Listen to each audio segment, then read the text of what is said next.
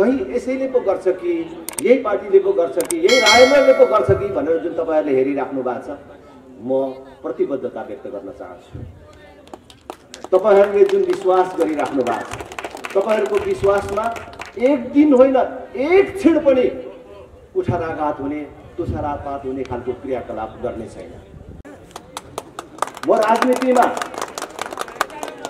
अरू मानिसहरूले राजनीतिलाई पेसा व्यवसाय बनाएर कमाएको देखेर, सात पुस्ता पुग्ने गरी जोडेको देखेर सजिलो बाटो यही रहेछ, म पनि राजनीतिमा लागेर त्यसरी नै कमाउँछु, त्यही मोज मस्ती गर्छु भनेर म राजनीतिमा लागेको होइन।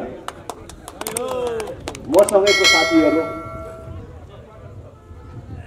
आज मन्त्रालयको सचिव हुने तहमा छन्। मेरै गाउँको भाइ यहाँ तपाईँहरूको नवलपरासीको सिडिओ भएर आएको छ, पढेको छु, एक दुईचोटि लोकसेवा दिएको भए म पनि अधिकृत पास हुन्थेँ, आज म पनि त्यो लाइनमा हुन्थेँ। लिम्बूको छोरा हो, पैसालाई नै पहिलो प्राथमिकता दिएको भए लाहोर गएको भए पनि हुन्थ्यो। मसँगैका मेरा दौतरीहरू, लिम्बूको छोराहरू आज पेन्सन पकाएर आए, महिनाको 2 लाखसम्म त पेन्सन खान्छन्। ती सबै छोडेर म यति दुःख गरेर हिँडेर कुदेर खटेर एक दिन मान्छेलाई छुट्याएर म पनि देशको सर्वोच्च स्थानमा पुगौँला अनि सात पुस्ता पुग्ने गरी कमाउला अनि आफ्नो भाइ छोरा नाच सन्तानलाई कसैलाई राजदूत बनाउला, सालालाई खै पनि के बनाउला भनेर म राजनीतिमा लागेको होइन। राजनीति देश सेवाको एउटा सर्वोत्तम माध्यम हो। नेपाल संसारमा 16-17वटा मात्रै देश भएको बेला पनि नेपाल भन्ने देश थियो। जुन बेला आजको भारत बनेको थिएन, जुन बेला आजको अमेरिका बनेको थिएन, त्यस बेला पनि नेपाल भन्ने देश थियो। विश्वको यो प्राचीन देश किन मागी खाने भयो, किन यो कमजोरहरूको देश भयो, विदेशीहरूको खास गरी अरबियनहरूको नोकर उत्पादन गर्ने कारखानामा किन परिणत भयो? यसलाई बनाउन सकिन्छ कि सकिँदैन भनेर फर्केर हेर्दाखेरि मेरो मनमा सधैँ के विश्वास आइराखेको छ र आयो भने यो देश बनाउन सकिन्छ। हामी जिउँदो हुँदैखेरि हाम्रै जीवनकालमा यो देश बनाउन सकिन्छ, तर त्यो बनाउने राजनीतिले हो। राजनीति बाहेक अरू कसैले बनाउन सक्दैन। राजनीतिमा गलत मान्छेहरू परेको हुनाले, गलत पार्टीहरूले ठाउँ पाएको हुनाले देश बन्न नसकेको। ठिक मान्छे राजनीतिमा जान सकियो भने यो देश बनाउन सकिन्छ भनेर म राजनीतिमा आएको हुँ। त्यसकारणले म तपाईँ युवा साथीहरूलाई पनि, आम दिदीबहिनी दाजुभाइहरूलाई पनि जसले राजनीतिलाई घृणा गर्नुहुन्छ, राजनीतिलाई छा यो चोरहरूले गर्ने काम हो भनेर छोड्दै चोरै भनेको मान्छेलाई भोट दिँदै बस्नुहुन्छ, तबसम्म यो देश बन्दैन। त्यसकारणले राजनीतिमा हस्तक्षेपकारी ढङ्गले आउँ र हाम्रै जीवनकालमा यो देश बनाऊ, म त्यो सङ्कल्पका साथ छु। र त्यसैले मैले प्रारम्भमै भनेको छु, मैले आफ्नो चुनाव क्षेत्रमा चुनाव उठ्दाखेरि पनि मैले मेरो प्रतिद्वन्दीलाई ललकारेर भनेको छु, मैले आजसम्म सम्पूर्ण जीवनमा 1 रुपियाँ पनि भ्रष्टाचार गरेको छुइनँ भनेर म जुनसुकै मन्दिरमा छिर्न सक्छु। मलाई कसैले 1 रुपियाँ भ्रष्टाचार गरेको प्रमाणित गर्न सक्छ भने मेरो उम्मेदवारी छोडेर त्यसै पछि लागेर हिँड्छु, त्यसकोमा गएर नोकर बस्छु भनेर भनेको छु। त्यसरी आछु र जब म चुनाव जितेर संसदमा पुगेँ, संसदमा पुग्दाखेरि पनि मैले पहिलो दिनै भनेको छु, शपथ ग्रहण गर्दाखेरि नै यो भगवानको नाममा गर्ने शपथदेखि बाहेक अर्को मेरो थप शपथ पनि छ कि भ्रष्टाचार गरेर खानु, आमाको रगत खानु सर मानेर हिँड्छु।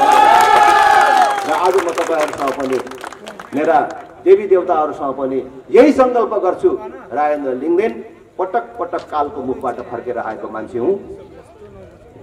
एकचोटि 7 पार्टी भन्ने थियो, त्यहाँदेखि अर्को माओवादी भन्ने थियो।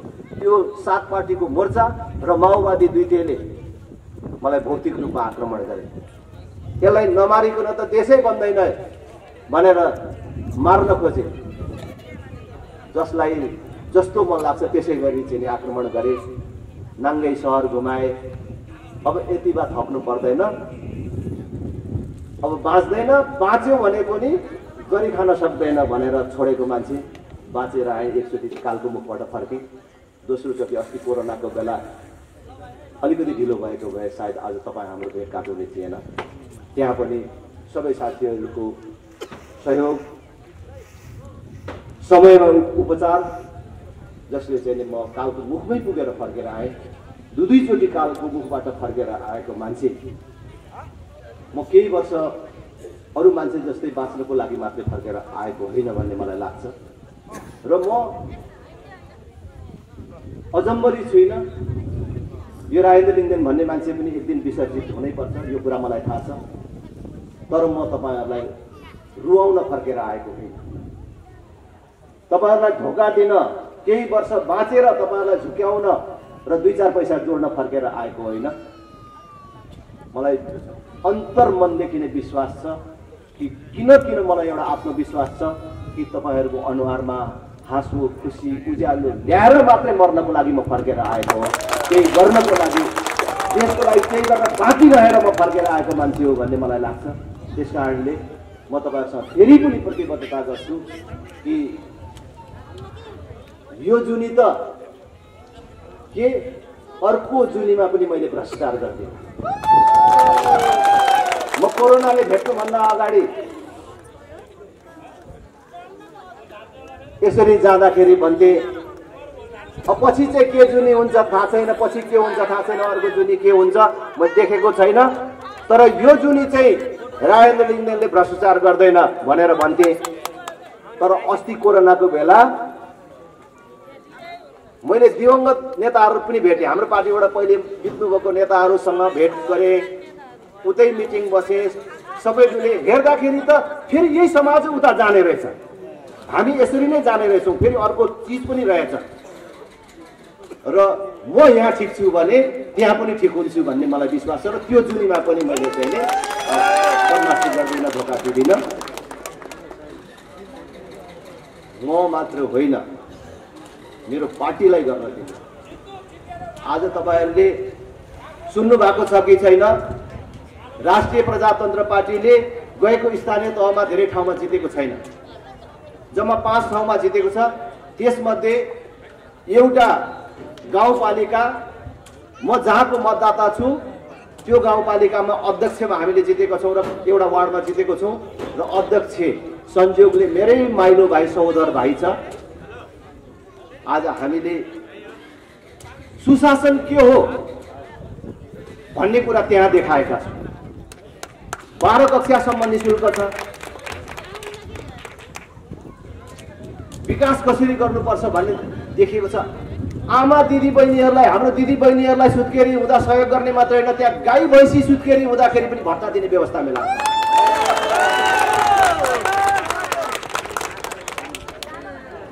सुशासन भन्ने के हो भन्ने कुरा त्यहाँ देखाएको छु कि नेपाल अधिराज्यमा अहिले चुनाव घोषणा भएपछि सबभन्दा पहिले हाम्रो गाउँपालिकाको अध्यक्षले अब चुनाव लाग्यो, अब फेरि उठ्ने भएपछि पालिकाको काममा भन्दा पनि भोट माग्ने काममा बेसी हिँडिन्छ। त्यसकारणले जनताको रगत पसिनाबाट किनेको गाडी र तेल खर्च गर्नु हुँदैन भनेर गाडी अस्ति फर्काइसक्यो। हामीले जितेका वार्ड अध्यक्षहरूले गाडी अस्ति फर्काइसके। हामी फरक ढङ्गले काम गर्न चाहन्छौँ। हाम्रो योजना के हो भने हल्दीबारी गाउँपालिका भन्ने एउटा गाउँपालिकाले चुनाव भन्दा 1.5 महिना अगाडि गाडी फर्कायो भने त्यो गाडी थन्कियो र त्यो गाडीमा तेल मात्रै चलेन भने अनि वार्ड अध्यक्षहरूले पनि मोटरसाइकल चढेनन् सरकारी तेलबाट भने र त्यसको सिको गर्न अरू गाउँपालिकाहरू पनि बाध्य भयो भने 753 वटा स्थानीय तहमा चल्ने सरकारी गाडीहरू रोकियो 1 महिना मात्रै भने कति तेल बचत हुन्छ र कति पैसा बचत हुन्छ। हामी त्यो हिसाब गरेर राजनीतिमा हामी आफू पनि गर्छौँ र अर्कालाई पनि सिकाउन खोजिराखेका छौँ। मैले बारम्बार भ्रष्टाचार नगरे भइहाल्यो नि, किन भ्रष्टाचार गरेर खानु, आमाको रगत खानु शरम मानेर हिँड्छु भनेर किन भनिराख्नु पर्ने, किन बारम्बार किन भनिराखेको छु भने काङ्ग्रेस एमाले माओवादीमा भएका नेताहरूलाई त्यो दबाब परोस् कि मेरो कारणले अरू 4-5 जना मान्छेले मात्रै पनि, अरू नेताले पनि के त्यो राजेन्द्रले मात्रै भ्रष्टाचार गरेर खानु, आमाको रगत खानु शरम मानेर हिँड्छ, म पनि हिँड्छु भनेर प्रतिस्पर्धा गरोस् भन्ने हामी चाहन्छौँ। त्यस कारणले हामी यो कुरा दोहोऱ्याइ भनेर हिँडेका छौँ। र म फेरि पनि भन्छु, कसैले मैले भ्रष्टाचार गरेको प्रमाणित गर्छ भने म त सार्वजनिक रूपमा भनेको छु, संसदमा भनेको छु र आज यहाँ पनि भन्छु, कसैले त्यस्तो प्रमाणित गर्छ भने म त्यसको नोकर बस्छु। सम्पूर्ण राजनीति हामी नेपालमा एउटा संस्कारको राजनीति बसाउन खोजिराखेको छौँ, छुट्टै बाटो हिँड्न खोजिराखेको छौँ। यो कठिन बाटो हो भन्ने कुरा थाहा छ कि देश यसरी बिग्रेको छ। पैसा नखाइकन त कोही कामै गर्न तयार छैन, कर तिर्न समेत घुस खुवाउनुपर्छ आज देशमा। अरू कुरा छोड्नुहोस् भने यो कठिन काम हो, तर यो कठिन काम पार लगाउन सकिन्छ भनेर आँट गरेर हामी निस्केको छौँ। तपाईँहरूको साथ सहयोग चाहियो। म इमान्दार छु, मेरो नियत सफा छ। म इमान्दार हुने र मेरो नियत सफा हुने कुरामा तपाईँहरू कसैको सहयोग चाहिँदैन, किनभने म इमान्दार हुने कुरा मलाई तपाईँले बनाएर हुँदैन, मेरो नियत तपाईँले बनाइदिएर हुँदैन, म आफैले गर्ने कुरा। त्यसमा म यो जीवनभर कहिले बिग्रिँदैन मात्र होइन, अर्को जीवनमा पनि बिग्रिँदैन। तर सफल हुनको लागि म एक्लैले सम्भव छैन, तपाईँहरूको सहयोग चाहिन्छ। त्यस कारण तपाईँहरूको सहयोग माग्न आएको छु। तपाईँ काङ्ग्रेस, एमाले, माओवादी जहाँ लागेको भए पनि तपाईँ सब आमा बुबा दिदी बहिनी दाजुभाइहरू सब साथीहरूलाई सोध्न चाहन्छु, आज देशमा को खुसी छ, को जोगी छ? लाग्छ आज सत्तामा बसेर तर मारिराखेको, प्रत्यक्ष लाभ लिइराखेको, देश लुट्नमा सहभागी भइराखेको केही मान्छे बाहेक आज काङ्ग्रेस, एमाले, माओवादीमा रहेको इमान्दार कार्यकर्ता पनि खुसी छैन। मलाई जहाँसम्म लाग्छ अहिले हाम्रो अगाडि भन्नको लागि कसैले भन्देला हामी खुसी छौँ भनेर, तर जब मध्यरातमा बिउजन छ नि त्यो मान्छेलाई ऐठन हुन्छ होला जस्तो लाग्छ। अगाडि भन्नु र आत्माले भन्नु अलग कुरा हो। मलाई त कहिलेकाहीँ दिउँसो कहिलेकाहीँ भिडभाड हुन्छ कुनै कुराले, कोही साथीभाइसँग फ्याट्टै रिसाइदिन्छु, मलाई थाहा हुँदैन। तर जब राति बिउजन छु, ओहो आज त्यो मान्छेसँग त्यत्रो मान्छेहरूको अगाडि नरिसाइदिएको भए पनि हुन्थ्यो नि जस्तो लाग्छ र मलाई रातभरि निन्द्रा लाग्दैन। भने यत्रो देश बिगार्ने, बर्बाद गर्ने पार्टीलाई मेरो पार्टी भनेर हिँड्ने, त्यस्तो पार्टीलाई भोट दिने मान्छेलाई रातभरि ऐठन हुँदैन होला त? त्यसकारण त्यो ऐठनबाट मुक्त हुने औषधि राप्रपाले लिएर आएको छ। एकचोटि देश जोगाउने, धर्म जोगाउने एउटा सङ्कल्पका साथ हामी आएका छौँ। त्यस कारण एकचोटि मद्दत गर्नुहोस्। भोट दिने भन्ने कुरा मेरो बाजेको पार्टी, बाउको पार्टी, यति वर्ष जेल बसेको पार्टी, यति लेबी तिरेको पार्टी भनेर दिने कुरा होइन। ठिक केटीको आधारमा दिनुपर्छ।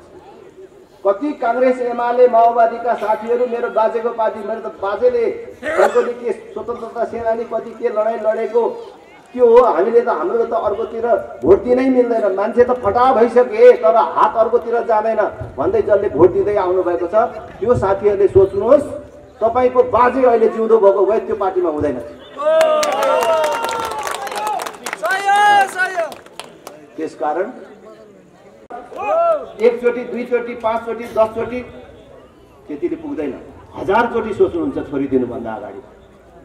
छोरी दिन लागेको केटाको बारेमा अनेक तरिकाले बुझ्नुहुन्छ, त्यसको बाबुआमा के गर्छ, त्यो केटोले कति पढेको छ, आमदामीको स्रोत के छ, जाँडोसी चुरोट पिँढी खान्छ कि खाँदैन, गाउँमा ठिटी डुलाएर हिँड्ने गरेको छ कि छैन, सारा बुझेर मात्रै दिनुहुन्छ। त्यति धेरै बुझेर दिएको छोरी पनि कहिलेकाहीँ लफङ्गाको हातमा पर्छ। यदि त्यो छोरी लफङ्गाकै हातमा परेछ भने पनि बिग्रिन्छ पो तपाईँको एउटा छोरी। दुईटा छोरी रहेछ भने अर्को छोरीलाई केही फरक पर्दैन, तर तपाईँले दिएको एउटा भोट गलत पार्टी र गलत नेतालाई परेछ भने पुरै देशलाई फरक पर्छ। त्यसकारण मेरो अनुरोध छ, तपाईँहरू नै हो हाम्रो देवी देवता, हाम्रो भगवान। तपाईँहरूले ठिक न्याय गर्ने बेला भएको छ। देश योभन्दा कुनै देश बिग्रिने अर्को ठाउँ छैन।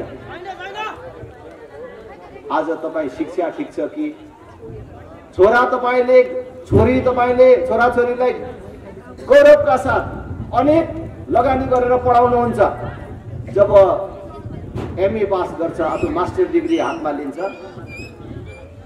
अनि बाबुआमाको पनि बिजोग सुरु हुन्छ। छोराले एमए पास गर्यो, छोरीले एमए पास गर्यो भनेपछि अनि त्यो छोराछोरीले मात्र होइन, बाबुआमाले पनि गाउँमा अहिलेको सत्तापक्ष पार्टीको नेता को छ आफूलाई मन नपरे पनि, पढेको छ कि छैन त्यो नेताले थाहा छैन, तर त्यसको सरकारको मान्छेसँग सम्बन्ध छ भनेको आधारले सत्तापक्ष भएको नाताले पार्टी नमिले पनि गएर अनि बाबुआमाले पनि चाकडी सुरु गर्नुपर्छ। लौ हिजो अस्ति जुनसुकै पार्टीमा लागिएको भए पनि अबदेखि हामी पनि चेत्यौं, मेरो छोराले एमए पास गरेको छ, मेरो छोरीले एमए पास गरेको छ, कतै चेपिदिनु पर्यो, हामी पनि तपाईँकै पार्टीमा हुन्छौँ है भनेर मन परे पनि नपरे पनि औठा छापलाई मालिस गर्न सुरु गर्नुपर्छ। कस्तो शिक्षा हामीले देशमा प्राप्त गरिराखेको छ। एमए पास गरिसकेपछि अथवा स्नातकोत्तर भन्छ, स्नातकोत्तर भइसकेपछि त एउटा हातमा सर्टिफिकेट र अर्को हातमा सिप हुनुपर्ने, तर जुन शिक्षाले आज धान रोप्न पनि बिर्साउँछ, हलो जोत्न पनि बिर्साउँछ अनि त्यो सर्टिफिकेट लिएर नेताको घरमा चाकडी गर्न जाने बनाउँछ र बाबुआमालाई पनि चाकडी गर्न लान्छ। अनि यो शिक्षा नभत्काएसम्म, यो शिक्षामा परिवर्तन नगरेसम्म हामी कसरी अगाडि बढ्न सक्छौँ? त्यस कारणले धेरै चिज परिवर्तन गर्नुपर्नेछ, यो व्यवस्थै फाल्नुपर्नेछ। यो व्यवस्थाले काम गर्दैन, व्यवस्थै असफल भयो। यो 32 वर्षदेखि नेतृत्व गर्दै आएको पुस्तै असफल भयो। 32 वर्षमा 26 वटा सरकार बन्यो, यतै यो 15 वर्षमा मात्रै 12 वटा सरकार बन्यो। यो बिचमा नफुटेको कुनै राजनीतिक पार्टी भएर सबभन्दा सानो र कान्छो पार्टी भनेको साझा विवेकशील पनि फुट्यो। किन त्यस्तो हुन्छ? किन कुनै पनि एउटा सरकारले 5 वर्ष पुरा काम गर्न सकेन? 2/3 बहुमत ल्याउँदाखेरि पनि कुनै सरकार 5 वर्ष किन टिक्न सकेन भन्दाखेरि व्यवस्थामा त्रुटि छ। यो नेतृत्व गर्नेहरूमा त्रुटि छ, नेतृत्व असफल भयो, व्यवस्था असफल भयो। अब व्यवस्थामा पनि परिवर्तन गर्नुपर्ने आएको छ र नेतृत्वमा त परिवर्तन जरुरी भइसकेकै छ। त्यसकारण तपाईहरु सबलाई म अपिल गर्न चाहन्छु कि अब एकचोटि यो अभियानको नेतृत्व गर्छु भन्ने आँट गरेर राष्ट्रिय प्रजातन्त्र पार्टी तपाईहरुको बीचमा आएको छ। एकचोटि तपाईहरु सबले सहयोग गर्नुहोस्, साथ दिनुहोस्। तपाईहरु सबैले आफ्नो अमूल्य समय दिनुभयो। आगामी दिनमा पनि फेरि तपाईहरुसँग हामीले हाम्रो कुराहरू राखिराख्ने छौँ। हामीले जितेको तीनै गाउँपालिकाहरू बनाएर देखाइदिने इच्छा छ। हामीले कस्तो देश बनाउन खोजेको छौँ भन्ने कुरा त्यो गाउँपालिकाबाट तपाईहरुले देख्न पाउनुहुन्छ। हामीले चुनाव जित्ने गाउँपालिकामा 12 कक्षासम्म पूर्ण रूपले निःशुल्क हुनेछ, 1 रुपैयाँ पैसा नलाग्ने व्यवस्था मिलाउँछ। शिक्षामा हामीले सुधार र विकास नगरिकन जबसम्म हामीले शिक्षामा सुधार र विकास गर्दैनौँ, जबसम्म शिक्षा सर्वसुलभ र गुणस्तरीय बनाउँदैनौँ, तबसम्म हामीले गरेका कुनै पनि विकासहरू अधुरा हुन्छन् भन्ने कुराको हामीले राम्ररी ज्ञान लिएका छौँ। त्यसकारणले हामीले 12 कक्षासम्म पूर्ण निःशुल्क गर्छौँ। सबै विद्यालयहरूमा कम्प्युटर शिक्षा अनिवार्य गर्छौँ। बाल कक्षालाई मन्टेसरीको स्तरमा उन्नति गर्छौँ। सबै बाल शिक्षकहरूलाई 15,000 सम्म न्यूनतम तलब पाउने व्यवस्था मिलाउँछौँ र शैक्षिक गुणस्तर वृद्धिका अन्य योजनाहरू समेत अगाडि बढाउँछौँ। हामीले हरेक पालिकामा एउटा स्थायी तालिम केन्द्रको स्थापना गर्छौँ र त्यो पालिकामा रहेका सिपविहीन बेरोजगार युवाहरूलाई वर्षैभरि तालिम दिइराख्ने व्यवस्था मिलाउँछौँ। त्यसरी सिप सिकेका युवाहरूलाई रोजगारसँग जोड्नको लागि छुट्टै संयन्त्रको निर्माण गर्छौँ। कसैले आफै स्वरोजगारमा जान चाह्यो भने उसलाई सस्तो ब्याजमा बिना धितो ऋण दिन पाउने व्यवस्था मिलाउँछौँ। हामीले स्वास्थ्यको क्षेत्रमा आधारभूत स्वास्थ्य सेवा सबै व्यक्तिहरूलाई निःशुल्क उपलब्ध गराउँछौँ। हामीले जितेको पालिकामा अस्पतालको मुख देख्न नपाएर कुनै नागरिक मर्यो रे भन्ने कुरा कसैको कानले सुन्नु पर्दैन। त्यति मात्र होइन, सहरमा 100 रुपियाँ तिरेर किन्नुपर्ने औषधि गाउँमा 70 रुपियाँमा किन्न पाउने छुट्टै सुलभ औषधि पसल पनि खोलेर हामी देखाइदिन्छौँ। महिला, बालबालिका, फरक क्षमता भएका नागरिक, ज्येष्ठ नागरिकहरूको विशेष सुविधाको व्यवस्था मिलाउँछ। ज्येष्ठ नागरिकहरूले अहिले प्राप्त गर्दै गरेका सेवा सुविधा घर दैलोमै पुर्याउने व्यवस्था मिलाउँछौँ मात्रै होइन, बाबै आमैलाई महिनाको एकचोटि घरमै गएर आधारभूत स्वास्थ्य परीक्षण गर्ने व्यवस्था पनि कृषि हाम्रो उच्च प्राथमिकतामा हुनेछ। हरेक किसानको खेतमा बिजुली पुग्ने व्यवस्था मिलाउँछौँ, समयमै मलबिलको बन्दोबस्त मिलाउँछौँ, किसानले उत्पादन गरेको अनाजको खरिद बिक्रीको लागि बजारको व्यवस्था मिलाउँछौँ, अहिले बेच्न मन लागेन भने भण्डारणको व्यवस्था मिलाउँछौँ। किसानले प्राप्त गर्दै गरेको अनुदान कार्यकर्तालाई होइन, सबैले किसानको घर दैलोमा पुग्ने व्यवस्था मिलाउँछौँ। हरेक कृषकलाई पशुमा गरिने कृत्रिम गर्भधान पूर्ण निःशुल्क हुने र कृषकले खबर गरेको आधा घण्टामा सेवा पुग्ने व्यवस्था मिलाउँछ। पूर्वाधार विकास हाम्रो उच्च प्राथमिकतामा हुन्छ। एम्बुलेन्स नपुग्ने कुनै गाउँ हुँदैन, कुनै घर हुँदैन। खाल्टाखुल्टी पर्यो भनेर कसैले गुनासो गर्नु जानु पर्दैन। कहीँ खाल्डो पर्यो भने तुरुन्तै मर्मत गर्ने संयन्त्र निर्माण हुन्छ। कहीँ खाल्डो पर्यो कि भनेर हेरेर हिँड्ने व्यवस्था मिलाउँछौँ। त्यसकारण म एकचोटि तपाईहरु सबसँग अनुरोध गर्न चाहन्छु। भ्रष्टाचारको कुरामा मैले भनिहालेँ, हामीले जितेको पालिका भ्रष्टाचार शून्य पालिका हुन्छ। ज्ञानीले सायद धेरै भनिसक्नु भयो होला जस्तो मलाई लाग्छ। हामी सुशासनको एउटा नमुना देखाउँछौँ।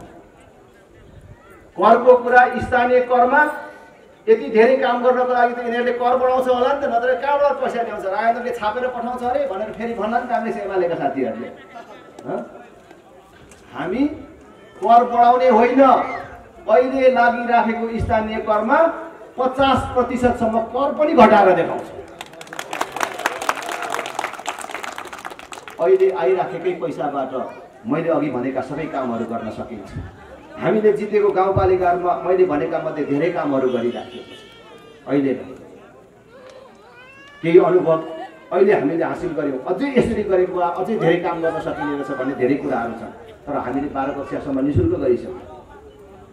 काङ्ग्रेस एमालेहरू मेरो गाउँपालिकामा मिलेर चुनाव लड्ने भन्दैछन्। अहिले गठबन्धनको कुरा गर्दैछ। मैले छिटो मिल भनिराखेको छु, किनभने हामीले भ्रष्टाचार गरेनौँ, अर्कालाई खान दिएनौँ।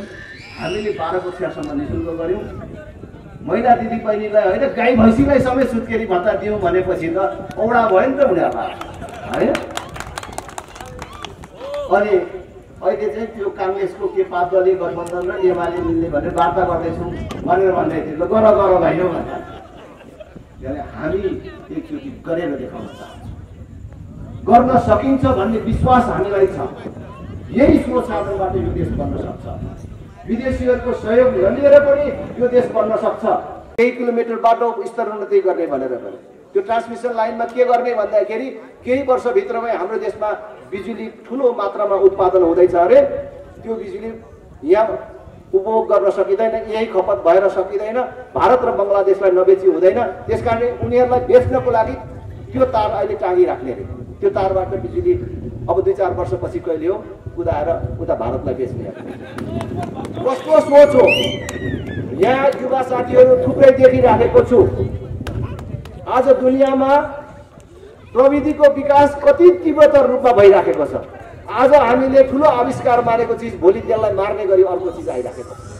तपाईँको हातमा भइराखेको नयाँ मोबाइल ल्यायो भनेर अहिले कसले फोटो खिच्दै होला, देखाउँदै होला, भोलि अर्को चिज आइसक्छ। तपाईँको चिज काममा लाग्ने भइसक्छ। प्रविधिको विकास यसरी तीव्रतर रूपमा भइराखेको छ। आजको स्थितिमा हेर्दाखेरि भविष्यमा भारतलाई हाम्रो बिजुली चाहिन्छ जस्तो देखिन्छ होला। तर भारत त्यतिकै नेपालले कहिले बिजुली उत्पादन गर्छ र हामी किनौँला र अनि हाम्रोमा उज्यालो चलाउँला अथवा उद्योग धन्दा चलाउँला भनेर पर्खेर बस्छ होला त?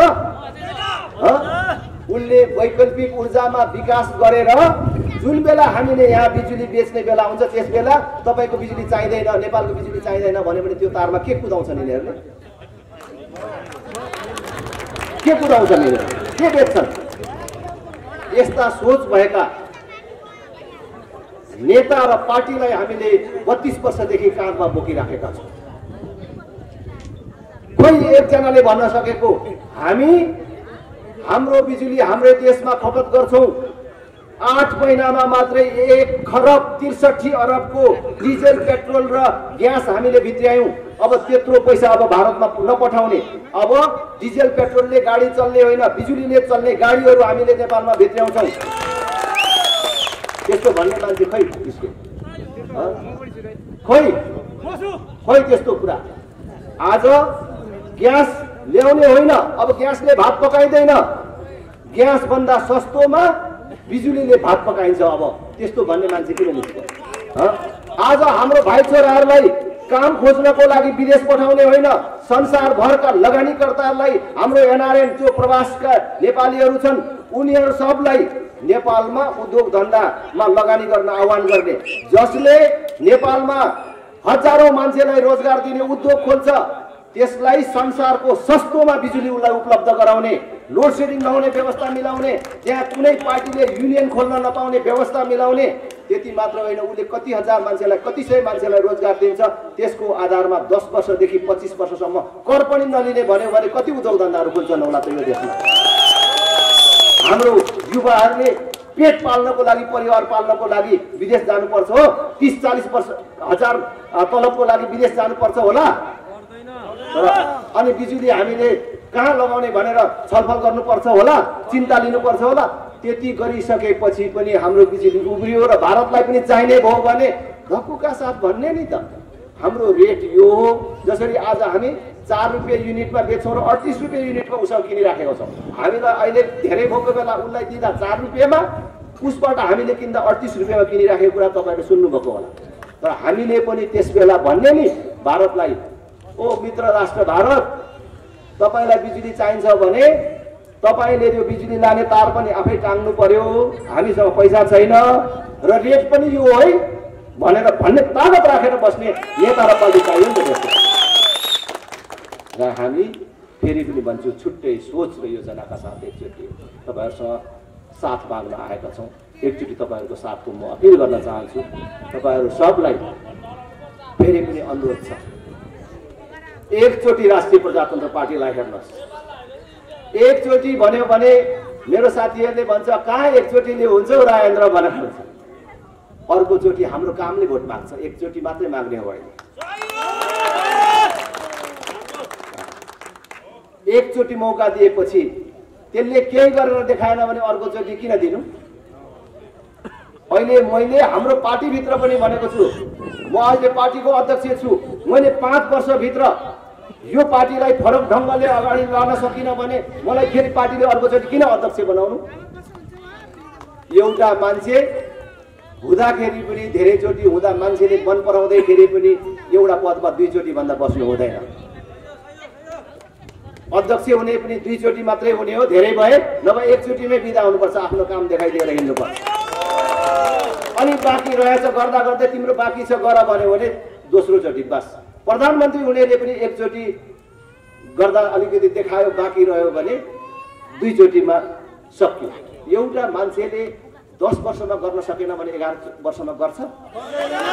यिनीहरूले 31-32 वर्षमा गर्न सकेनन्, अब चाहिँ नि 33, 34, 35 लगाउँदाखेरि चाहिँ गर्छ। याद गर्नुहोस्, एउटा देशको लागि 1 दिन महत्त्वपूर्ण हुन्छ, हाम्रो त 3 दशक खेर गयो। यो काममा उनीहरू मात्रै सहभागी छैन, उनीहरूलाई भोट दिने हाम्रो हात पनि सहभागी छ, हामी पनि दोषी छौँ। उनीहरूलाई मात्रै दोष दिएर हुँदैन। त्यसकारणले फेरि पनि अपिल गर्छु, एउटा मौका आएको छ। राष्ट्रिय प्रजातन्त्र पार्टी एउटा सङ्कल्पका साथ तपाईँहरूको अगाडि आएको छ। हिजोको गल्ती सच्याउने एउटा औषधि लिएर आएको छ। एकचोटि राष्ट्रिय प्रजातन्त्र पार्टीलाई साथ दिनुहोस् भन्ने अपिल गर्दै, हामी सबैभन्दा माथि देश छ, देशभन्दा माथि अर्को केही कुरा छैन। अहिले त्यो देश नै सङ्कटमा परेपछि हामी तपाईँहरूको बिचमा आएका छौँ। देशको ठुलो राजनीतिक पार्टी हुनको नाताले देशलाई यो सङ्कटबाट बचाउनको लागि काङ्ग्रेसले, एमाले, माओवादीले प्रयास गर्नुपर्थ्यो। तर देशलाई यो सङ्कटबाट मुक्त गर्नको लागि उनीहरूको प्रयास होइन, देशलाई सङ्कटमा लैजाने काममा उनीहरू जिम्मेवार देखिए र देशलाई झन्झन सङ्कटमा लैजाने भए। त्यो देखेपछि यो देशलाई जोगाउने अथवा देश बचाउने र देश बनाउने अभियानको कसै न कसैले नेतृत्व गर्न जरुरी देखियो, कसै न कसैले अगाडि सर्नु अनिवार्य देखियो। त्यसपछि हामी खास गरी राष्ट्रिय प्रजातन्त्र पार्टीको ऐतिहासिक एकता महाधिवेशन पछि एउटा संकल्प गरेर देशभर आफ्ना आमा बुबा, दिदी बहिनी, दाजुभाइहरू जसलाई मैले भनेको छु कि देवी देवता समान तपाईहरुसँग भेटघाट गर्ने र देशको स्थितिको बारेमा जानकारी गराउने र यो देश जोगाउने अभियानमा तपाईहरुको मद्दत लिने भनेर यसरी प्रत्यक्ष रूपमा भेटघाट गर्न देश दौडामा निस्केका छौं। आज यो दुम्कीवासमा आइपुग्दाखेरि तपाईहरुको यो उत्साह देख्दाखेरि म थप उत्साहित भएको छु कि हामीले निरर्थक प्रयास गरिराखेका छैनौं, हामी गलत बाटोमा छैनौं भन्ने कुरा महसुस भएको छ। म धेरै कुरा भन्दैन कि अब हाम्रो अगाडि 1 वर्षभित्रमै 3टा तहको निर्वाचन हुँदैछ। वैशाख 30 गते स्थानीय तहको निर्वाचन हुँदैछ र आउने हिउँदमै प्रदेश तथा प्रतिनिधि सभाको पनि निर्वाचन हुँदैछ। यो 31-32 वर्ष यो 2046 सालको राजनीतिक परिवर्तन पछिको समय हाम्रो समय कस्तो रह्यो त? यो 3 निर्वाचन अगाडि हामी सबैले समीक्षा गर्नुपर्छ भन्ने हाम्रो भनाइ हो। आज कृषि प्रधान देश भनेर भनिन्छ। कृषकले भनेको बेला 1 बोरा युरिया पैसा तिरेर किन्न पाइदैन, भनेको बेला मल नपाउने स्थिति छ। चोरीको बाटोबाट अनेक बाटोबाट आएको मल र बिउ किनेर उत्पादन गर्यो, बेच्ने ठाउँ पाइँदैन, बेच्न पाइयो भने भाउ पाइँदैन। यता छोराहरू हुर्कायो बढायो, अब अलिकति पालो दिन्छ कि भन्ने बेलामा जब नागरिकता बनाउने, पासपोर्ट बनाउने उमेर पुग्छ, केवल परिवार पाल्नको लागि अरबियनको नोकर हुन पठाउन बाध्य हुनुपर्ने स्थिति छ। बिहे गरेको भोलिपल्ट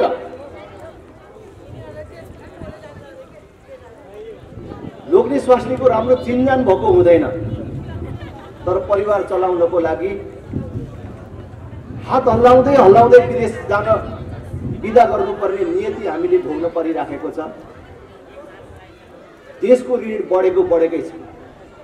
राजाको पालामा देशको ऋण 29 अरब थियो, त्यो बढेर 4 वर्ष अगाडि 8 खरबमा पुगेको थियो। अहिले यहाँ आइपुग्दाखेरि जब यो संघीयता भन्ने चिज कार्यान्वयन भयो त्यसपछि यो 17 खरब नागेको छ। यो 4 वर्षमै दोब्बर भन्दा बेसी भयो। प्रत्येक नागरिकलाई अहिले 60,000 भन्दा बेसी वैदेशिक ऋण छ। यही बीचमा करको दर र दायरा कुन ढङ्गले बढ्यो तपाईहरु आफैले बुझ्नु भएको छ। 4 वर्ष अगाडि जब संघीयता कार्यान्वयन हुनुभन्दा अगाडि के कुरामा कर लाग्छ भनेर हामीले विचार गर्नुपर्ने अवस्था थियो भने आज के कुरामा चाहिँ कर लाग्दैन होला भन्ने अवस्था छ। हिजो 17 रुपैयाँ लाग्ने ठाउँमा कोही ठाउँमा 7,000 पनि लाग्ने अवस्था निर्माण भएको छ। यति धेरै ऋण लिएर, यति धेरै कर तिरेर देशले के पायो, के बन्यो? कुन उत्पादक पूर्ण काममा, उत्पादनमूलक काममा यो पैसा खर्च भयो कि यो संघीयता अन्तर्गतका जनप्रतिनिधिहरू पाल्नमा खर्च भइराखेको छ? अब हामीले यसको बारेमा खोजी गर्ने बेला हो। झन्डै 3 खरब त यो 5 वर्ष भित्रमा संघीयता अन्तर्गतका जनप्रतिनिधि, तिनका कर्मचारी र तिनका लागि गाडीमा मात्रै खर्च भयो। त यसरी जनतालाई ढाड सेक्ने गरी कर उठाएर अनि आज यति बेला म बोल्दै गर्दाखेरि तपाईँ हामी यहाँ सभामा जुटिराखेको बेला नेपालको कुनै भूभागमा एउटा बच्चा जन्मियो भने पनि त्यसको पनि टाउकोमा 60,000 ऋण पर्ने गरी ऋण काटेर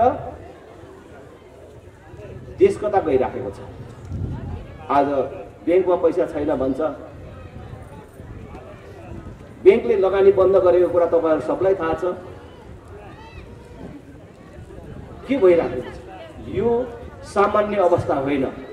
त्यसकारण मैले तपाईँहरूलाई भन्न खोजेको के हो भन्दाखेरि अहिले हाम्रो सामान्य आँखाले जे देखिराखेको छौँ देशको अवस्था त्यो होइन। सामान्य आँखाले हेऱ्यो भने देश ठिकठाकै चलेको देखिन्छ। कहीँ गोली चलेको छैन, कहीँ मारामार छैन। रातको समयमा पनि हामी शान्तिपूर्ण ढङ्गले सभा गरिराखेका छौँ। कहीँ बन्द हडताल छैन, ठिकै चलेको जस्तो लाग्छ। तर देशको अवस्था हाम्रो सामान्य आँखाले देखे जस्तो सामान्य छैन। देश कुनै पनि बेला श्रीलङ्काको जस्तो अवस्थामा पुग्न सक्ने खतराहरू देखिन थालेको छ। हामीले होइन, अर्थविदहरूले भनिराखेका छन्, सरकारमा बस्ने मानिसहरूले भनिराखेका छन्, प्रमुख प्रतिपक्षमा बस्ने मानिसहरूले भनिराखेका छन्। र यो अवस्था आउनुभन्दा अगाडि हामी जनताले केही सोच्नु पर्यो। आज नआए भोलि नआए यिनीहरूको क्रियाकलापले एक दिन श्रीलङ्काको नियति देशले बिहोर्नुपर्छ भन्ने कुरा देखिन थाल्यो। यो देखिएपछि अब हामी जागरुक हुनु पर्यो कि परेन? तपाईँहरू गाउँघरमै भन्नुहोस् न। ब्याङ्कबाट, सहकारीबाट, आफ्नो समूहबाट ऋण लिएर कसैले कुखुरा पाल्यो, बाख्रा पाल्यो अथवा चाहिँ उत्पादनमूलक काममा लगायो भने त्यसले ऋण तिर्न सक्छ। तर जसले ऋण गरेर दसैँ मनाउँछ, ऋण गरेर छोराछोरीको बिहे गर्छ भने त्यो मान्छेको हालत के हुन्छ? तपाईहरूले आफ्नो गाउँघरमा यो आमा समूहहरू देख्नुभएको होला।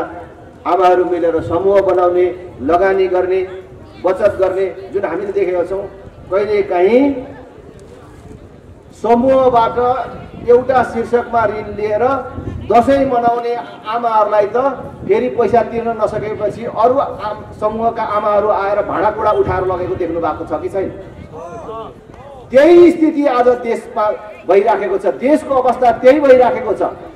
17 अरब 17 अरब ऋण लिएपछि त्यो ऋण तिर्नुपर्छ, त्यसको ब्याज तिर्नुपर्छ र त्यो पैसा लिएर कुन उत्पादनमूलक काममा खर्च भयो?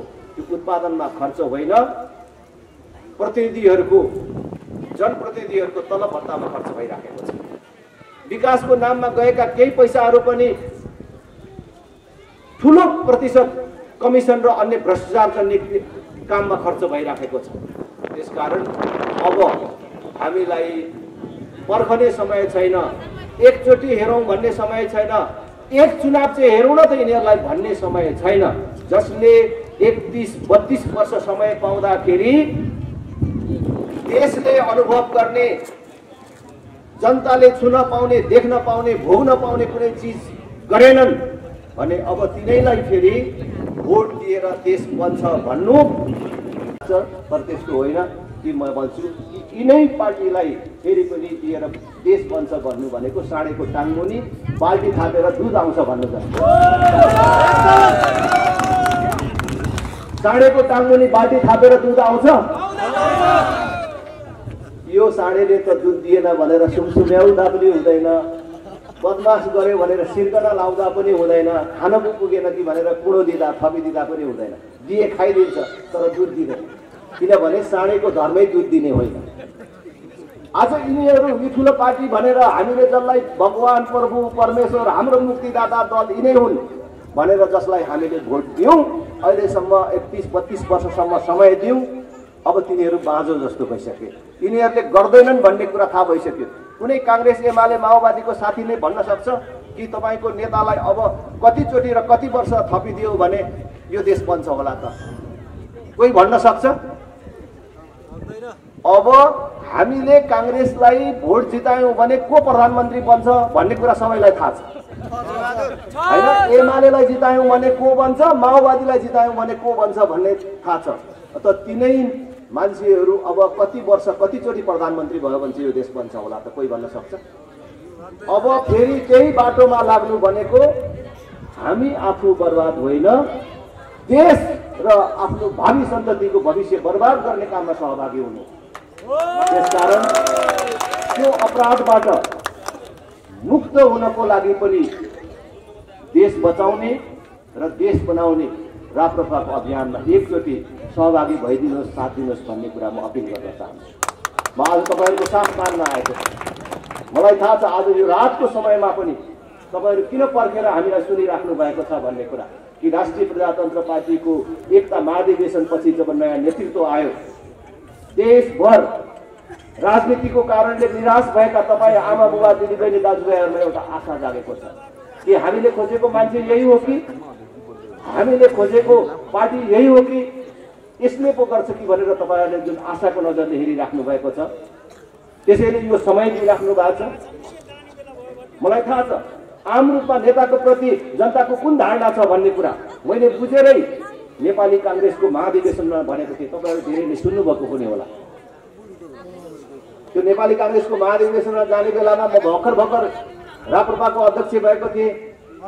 त्यहाँ गएपछि के भन्नु पर्ला भनेर मसँग विषम कुराहरू मनमा आइराखेको थियो। तर जब त्यहाँ पुगेर यसो हेरेँ, तपाईहरूले पनि त्यो लाइभ कसैले हेर्नुभएको थियो र पछि पनि हेर्नुभएको छ भने सम्झनुभएको होला। त्यो लाइनमा जो मान्छेहरू जो नेताहरू बस्नुभएको थियो उहाँहरूप्रति मेरो कुनै दुश्मनी छैन, कुनै वैरभाव छैन। म आदरपूर्वक उहाँलाई सम्मान गर्न चाहन्छु। तर मैले यसो सम्झेँ, ओहो यति मान्छे मात्रै सुध्रियो भने त देश सुध्रनलाई कुनै समस्यै छैन। कसैले आन्दोलन पनि गर्नु पर्दैन, कसैले लाठी मुङ्ग्री पनि चलाउनु पर्दैन। कहीँ म एउटा सानो मान्छेले भनेको कुराले उहाँहरूलाई छट्टै छुयो र उहाँहरू सुध्रिनु भयो भने त यो देश त स्वर्ग बन्छ। त्यस कारणले एउटा ट्राई मारौँ भनेर मैले ट्राई मारेको थिएँ होइन। मैले भने ठुलो कुरा के थियो र, धेरै कुरा भनेको थिइनँ कि अहिले हामी नेता हौँ भन्ने मान्छेहरूलाई जनताले राम्रो मान्दैन है, चोरै भन्छन् मान्छेले। त्यस कारणले हामी सुध्रन जरुरी छ। हामी सुध्रियौँ भने, हामी यति मान्छे सुध्रियौँ भने देश सुध्रनलाई कुनै समस्या छैन भनेर मैले भनेको थिएँ। जम्मा त्यति भनेको। ओहो उहाँहरू त अब त्यहाँ ठोक्न मिल्ने भए ठोकौँला जस्तो गरेर आइलाग्नु होइन। तर मैले आम जनता राजनीतिका प्रति, नेताका प्रति कुन प्रकारले निराश छन्, जनताले कुन प्रकारको धोका महसुस गरिराखेका छन्, त्यो कुरा मैले चाहिँ भनेको थिएँ र त्यो आखिर यथार्थ पनि हो र सत्य पनि हो। त्यो निराशामाथि हामी एउटा आशाको सानो दियोको रूपमा तपाईँहरूको बिचमा आएका छौँ। तपाईँहरूले एउटा सानो आशाको बत्ती धिप धिप पर कतै बलेको जस्तो हामीलाई देखिराख्नु भएको छ। र मैले फेरि पनि भन्छु, अब जाने बेलामा रातमा सुत्न लाग्नुभएका सबै हाम्रा छिमेकी आमा बुबा दिदी बहिनीहरू समेतले थाहा पाउने गरी एकचोटि तपाईँहरूको साथ माग्छु।